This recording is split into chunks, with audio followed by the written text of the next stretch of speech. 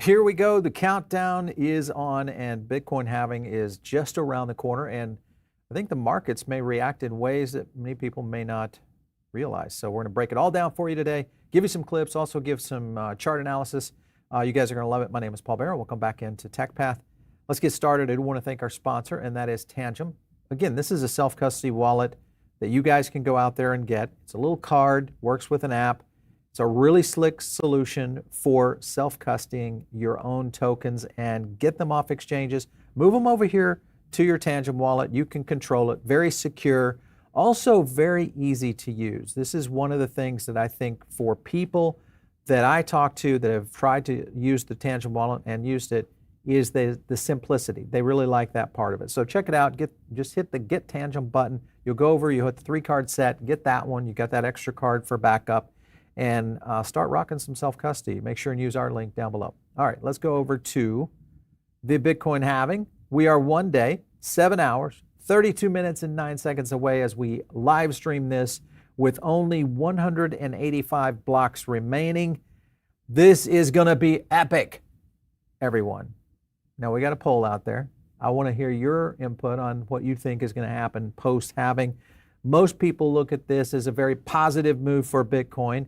And in most cases, and if you look at historical, it has been. The only thing that might throw a little bit of a wrench into that, obviously, will be the situation that's going to happen on the institutional side and how this may play out. A couple of tweets here. Of course, we cannot do anything without a Bitcoin halving without mentioning Mr. Diamond. JP Morgan says Bitcoin's a fraud and a Ponzi scheme. And by the way, JP is an authorized participant of the fraud and the Ponzi scheme that they have over at the BlackRock ETF. So, hey, listen, he's just talking his book, and I get it. I understand that. But at the end of the day, he's going to start going into the weeds with blockchain, and that only proves one thing, that Diamond understands he missed the Bitcoin train, and he's just trying to figure out how do we, maybe get on that in the caboose side. Another tweet right here. This shows some of the cycles in the past, and you'll notice down here where we currently are in the 22 cycle. And the likelihood is we could see some pretty good volatility movements up. Now, granted, there could be some sideways and even down pressure post-halving, because remember, there could be some pressures on the miners to sell. You have the narrative that isn't pent up in terms of the demand. All of that could cycle into this particular strategy going forward.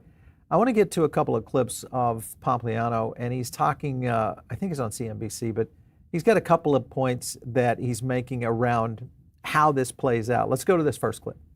So the last couple of days, right? There was an invasion. The Iranians, launched, and Bitcoin was supposed to go up and went down. There, it doesn't work.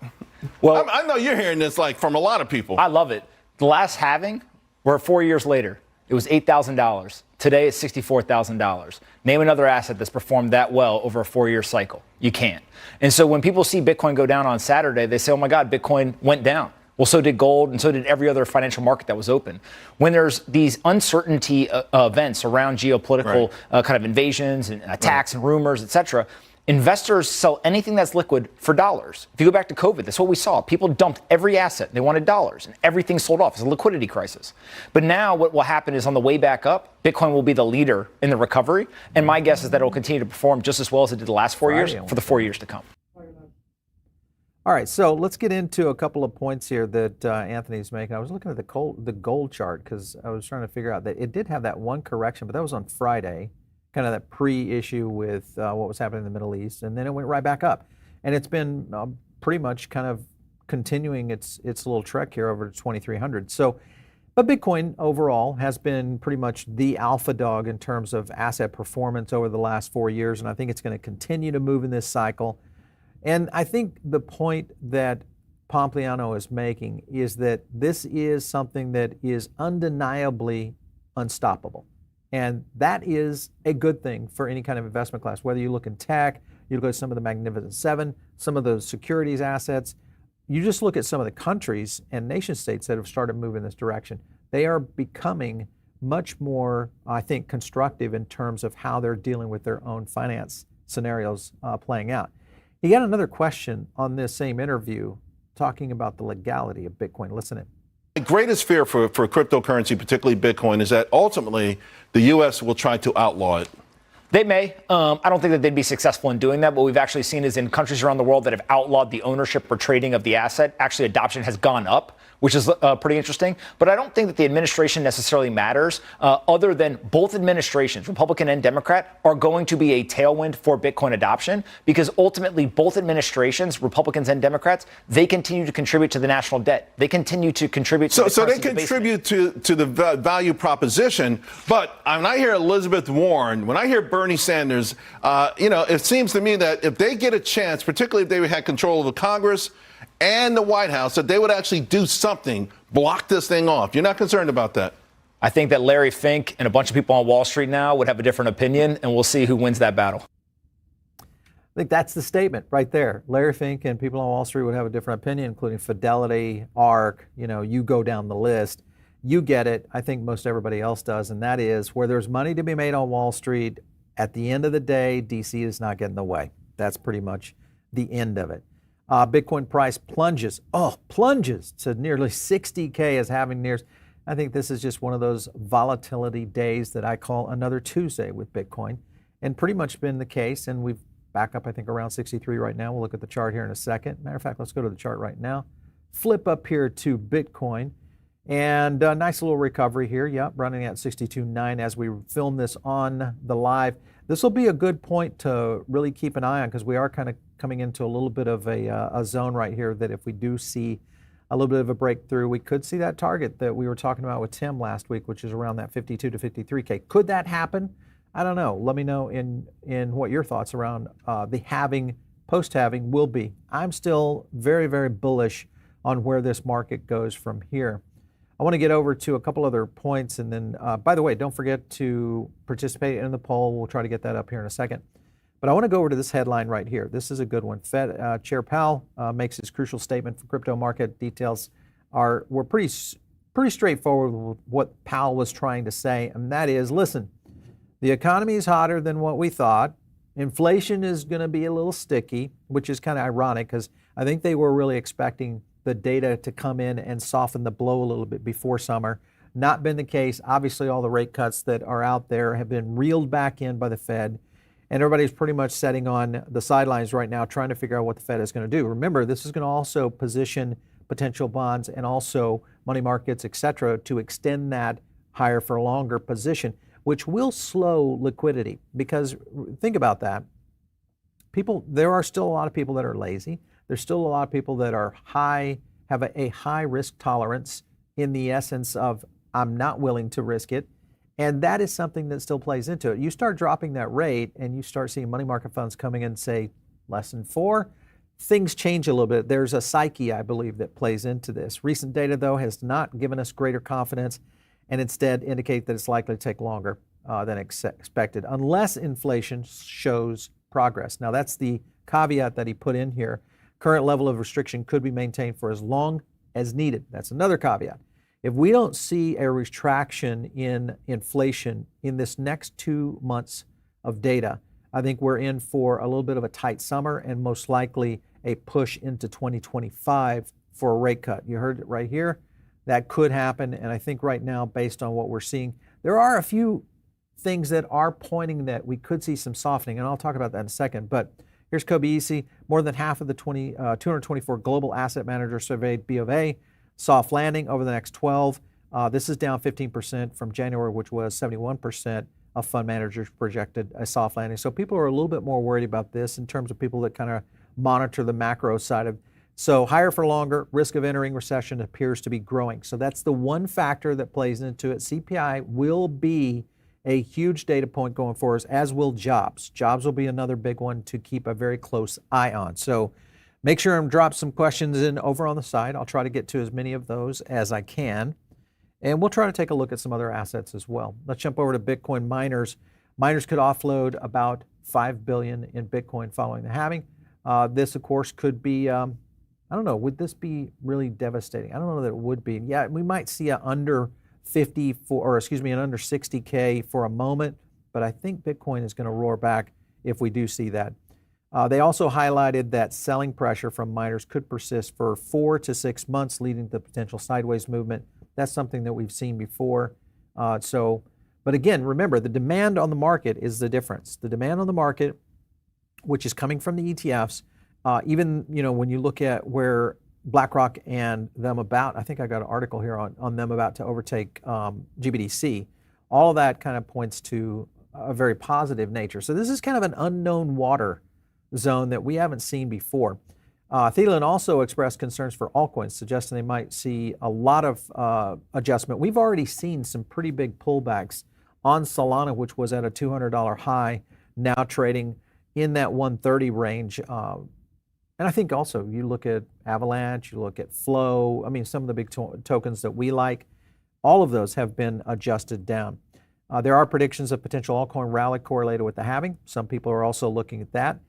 That is one of the areas that I think we have to kind of compare to, and I'll go to the dominance in a minute when we get to that portion to kind of compare to see if there is some potential there. I want to go to a clip, though, of Jim Cramer. Yeah, that's right, Jim Cramer. So take this with a grain of salt. Listen in.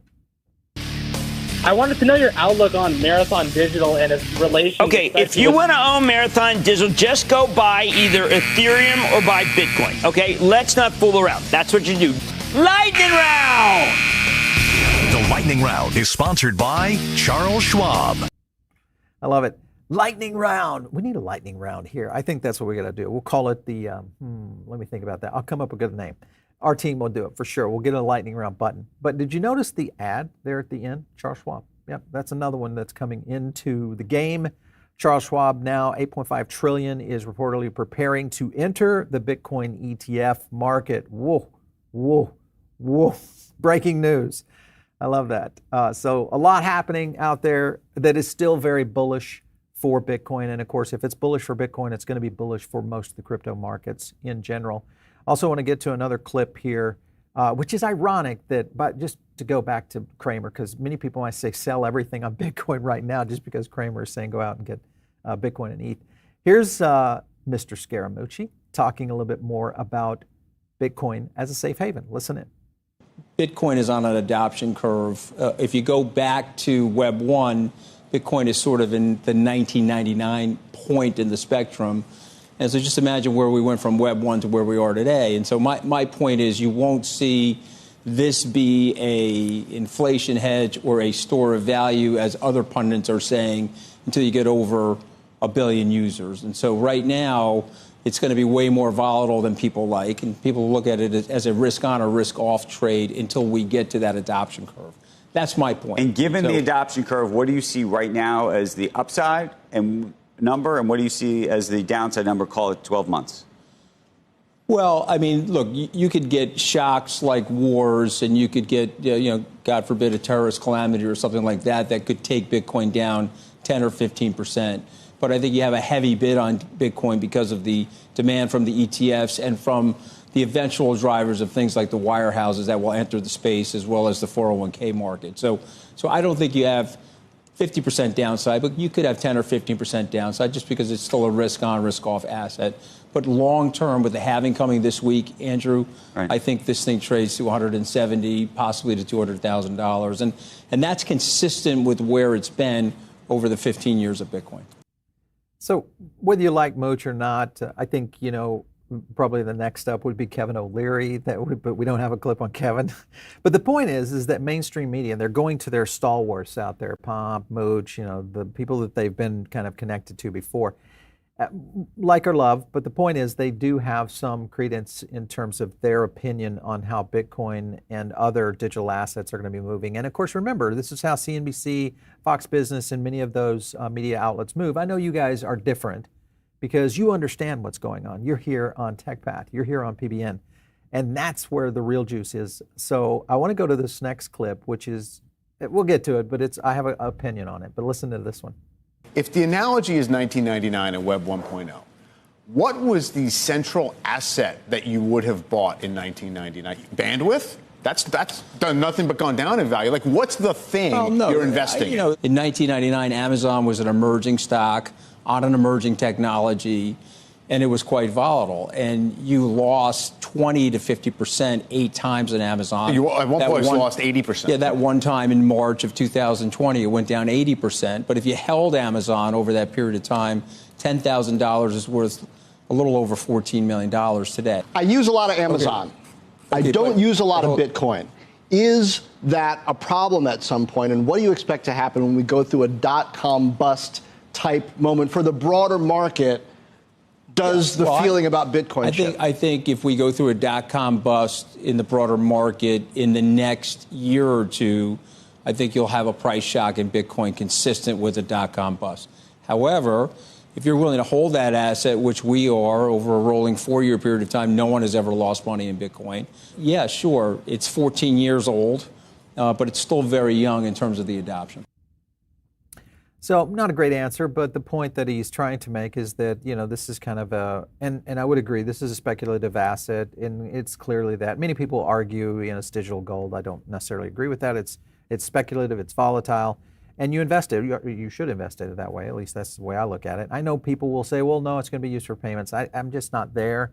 When you look at the layer 2 options for Bitcoin, it just isn't there. But it is a good speculative asset that we're going to continue to see a lot of action on. And the biggest thing that it has going for it is the marketing budget of Bitcoin. That's right. It's the biggest budget out there on any digital asset. But I think if you were going to compare this to Amazon, a digital asset, you'd have to go with Ethereum. Ethereum, I think, would be the one that is more in that nascent point of not only adoption and use case and real world utility versus what we'll see on the Bitcoin side. So it's, it's a good thing, both of which would be positive kind of going forward. Speaking of positive, here's Hong Kong's Bitcoin and Ethereum ETFs projected to hit $1 billion in assets within 2 years. That's a pretty staggering number. This, of course, was Eric Balchunas, had previously estimated funds to garner roughly $500 million in inflows over a similar period due to doubts over Chinese investor eligibility. Balchunas also emphasized that China's ban on underlying assets related to ETFs complicates the accessibility. Maybe, but I think this is going to move from a lot of other money in the region, and there's a lot of that. However, feasibility of investment route remains uncertain due to its limited functionality, potential regulatory hurdles, and what might emerge for institutional investors, which is where I think it's going to come from. But he did say that the billion milestone relies on significant enhancements in Hong Kong's financial infrastructure and ecosystem. I believe that's coming. So there are a lot of things happening in Asia right now that most of the American analysts are really, and even we, as much as we dive into it and really go down the rabbit hole, deep into the rabbit hole of metaverse, Web3, innovative tech, what's happening in AI, how connections are happening on blockchain. And we have some big ones coming at you that will surprise you in the next few weeks. So more crazy research coming from PBN, but you can only get this right here, guys. So make sure and drop some questions over on the side. I'll try to get to those as I can, and make sure and fill out the poll too. I want to kind of see your opinion on where this is going. Back to another headline here. BlackRock ETF close to overtaking Grayscale.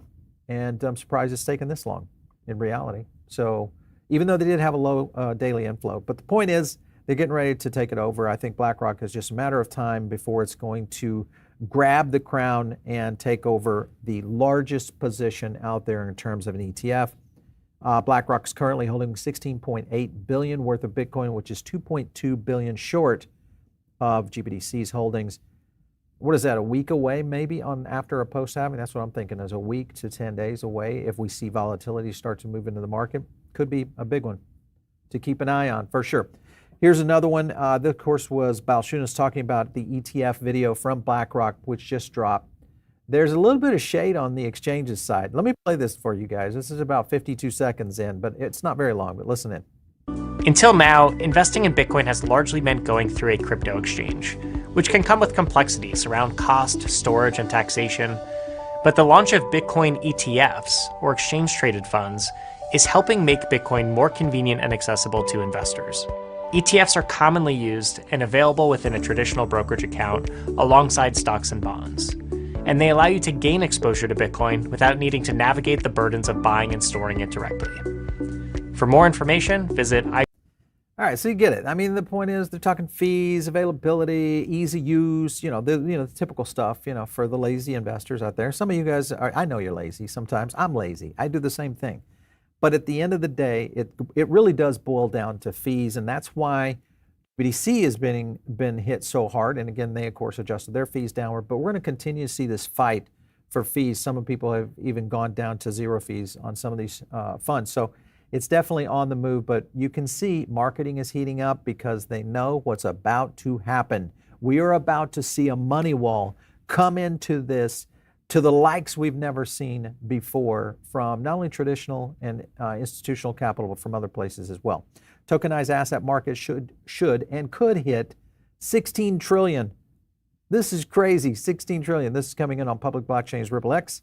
And we've talked about some things here. By the way, if you didn't catch our XRP video yesterday, man, there are some golden gems in there. You got to go back and check it out. We actually have a third piece to that puzzle that I can't talk about right now, but we are going to drop a little bit later coming in April that you guys are going to want to watch for. So watch for those videos. So the way you do that is hit subscribe right now and then hit that little notification bell. That way when we go live on some of these things, you're going to get notified. This is when it happens. The juice comes to you guys first. And of course, they're starting a paradigm shift for blockchain technology, moving beyond the hype into real utility. This is something I think we're seeing for the first time. I'm really excited about it, if you guys can't tell. Anytime technology wins, I get excited because I know we're about to see leaps forward in advancements in all sorts of areas. And remember that old statement, slowly, and then snap, boom, all at once. And that I've seen happen in mobile, social, different retail sectors, and food. I've seen it so many times that people just, I get laughed at so many times for early adoption, and then boom, I get to laugh at them for being so far behind. And that's what's going to happen here. Recent developments are broadening its appeal to TradFi and decentralized finance and DeFi players. We've also got a custody arm. This is talking about Ripple. Payments arm are contributors to the XRP ledger. Combination is a holistic digital asset infrastructure. Big deal there, I think, with this potential here with a Ripple stablecoin also coming into play. So huge stuff happening. I think a lot of people that do not understand what's happening right now, and there's a lot of people out there that have yet to truly get that aha moment. Most of you watching our show probably already have, and that's why you're here. But the way you can help your other friends, colleagues, family members get those aha moments of understanding technology. Remember when somebody, you turned them on to the first iPhone, or maybe to turn them on to the first Twitter account, or Facebook, or if you're younger, maybe it was TikTok. Whatever it was that you saw that was an aha moment for someone that said, oh, I can really use this, that I think is going to happen in blockchain going forward. So a lot happening. Now, speaking of aha moments, this got aha real quickly with Solana, and that is Coinbase. Guess what? You can now go after 50,000 tokens on Solana in the Coinbase app. So they're using a Solana DEX integration. So this may not be good for Phantom, and I love Phantom, don't get me wrong. That's a great app and it's a great wallet, but this is going to be a big deal. Of course, we all know this congestion issue that had happened with Solana has somewhat lightened up. I've continued to see a handful of little bit, but not necessarily definitely not to the pace that we were seeing out there. Let's go over to the poll real quick, and then we'll take a look at some charts, get some questions answered for you guys. Let's take a look. Are you buying any crypto with an X24? Yes, I'm DCAing. Okay, you guys win. Boy, we got some guys out there that are just warriors. That's what I'm gonna call you guys. Just pure, deep digital warriors out there. All right, what do we have here? McDonald's doesn't make the best burgers, but they're very popular. I'm assuming you're referring to Bitcoin there. Solana is Yahoo. Eek. That's not a good thing. Yahoo fell on their face, so I hope that's not the case. Solana is Walmart. Solana is jeez. Okay, there's a lot of Solana in the comments here. Ethereum is Netscape. Now you're talking. Netscape got killed by, guess what? Windows Explorer, and they crushed them like a little pebble in the sand. And then eventually we saw what happened. Google Chrome and the evolution of what we know now as Google. Cardano, Yahoo, I love it. You guys are really having some fun today. Dip to 52, then Moon. This is KOA. That's a perfect name for you. We'll call it Bitcoin KOA. for sure. But anyway, let's take a look. What that would do, it would take it down to that 51. I've got a little marker right here at that 51 to 2 range. It's a very interesting point. I like, but I don't know that we're going to get there with volatility. It could happen. Sentiment right now has been still pretty strong on Bitcoin and Ethereum on our sentiment data when you go to the market sentiment index. By the way, if you're not a market sentiment index user, you should be. Use our link. Retail didn't have TechPath in 1999. You are correct about that, my friend. If we had, we would be a 15, no, maybe 20 million. Marquez Brownlee would be sucking our heels right now because we'd be so far out in front of him. Yes, that's true. But I don't think YouTube was around in 1999. So that would have been a hard problem to do. Still holds for Gala. Oh, wow. That came out of nowhere, Jeff. You just like froze me in my tracks with that. The guys are throwing me curves. You know me. I haven't been a Gala lover here recently for many reasons, but there's been a lot of layoffs there, a lot of restructuring. That always bothers me when those things happen. XRP overrated, like AVAX, and bought more. AVAX now, good for you. You may be on something, Ahmad, because we have something on AVAX that is brewing. So be on the watch for that one. We have a huge video coming on that topic that is AVAX related. Very interesting deep dive that our research team has done. So it's going to be a good one. BITL, well, that would be good if it was an institutional capital only, which, by the way, tomorrow we will have Carlos on the show from Securitize. That is BlackRock's tokenization platform for BITL. They'll be on the show. We're going to ask some very interesting questions. You guys do not want to miss that one. So we'll put it out tomorrow. You guys will get it before the weekend. So it's going to be a huge interview. Don't miss it. A plunge to 48. I think that'd be a little bit too dicey, but 48 would put us right there. The last time we were at that range was around mid-January. So that's a possibility. Question will be, if I go to Bitcoin dominance, you'll notice it's kind of started to stabilize right at that about 56% range, and has adjusted off of that a little bit. So not necessarily holding its position right now. You compare that, it is as high as it has been. So we could see a little bit of that adjustment back into altcoins for sure. Solana still trading at around 138 after big correction yesterday. Nice move there. Avalanche is also correcting up to around 34. A nice move there on Avalanche, which is a good one. One that I really like, the one that I was showing you guys the other day, Stacks also took a nice move up. If you are, that would be another play, alternative of Bitcoin. Maybe Stacks is a good route to take. And if you're looking long term, it's kind of another one for sure. More questions. What are you spreading the word about, John Deaton? We are spreading the word about John Deaton. Yes, big words.